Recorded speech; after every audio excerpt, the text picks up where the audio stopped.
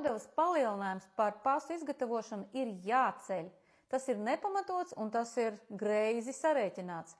Mēs, politiskā partija Suverēnā vara, iesniedzām mūsu iebildumus šodien ministru kabineta portālā, un kopā ar mums to izdarīja vēl vismaz 5 fiziskās personas. Ir ļoti labi, ka cilvēki sāk mosties un aktīvi piedalās normatīvo aktu izstrādē.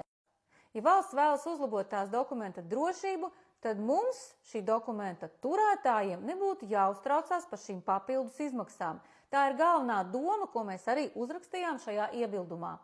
Mēs esam snieguši gana daudz argumentus, un tikpat daudz argumentu sniedz arī citi, kuri šodien uzrakstīja savus iebildumus, lai Saeimas opozīcija jau ceturtdien varētu iesniegt pieprasījumu ministram Kozlovskim par palielināto valsts nodevu jaunas pasas izveidošanā.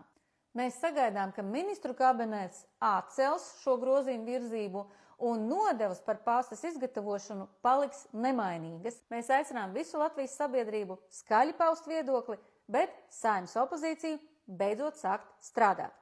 Bet Siliņas kundzei es gribētu atgādināt, ka pase nav nekāda greznuma lietiņa, bet gan pirmās nepieciešamības lieta Latvijas Republikas pilsonim.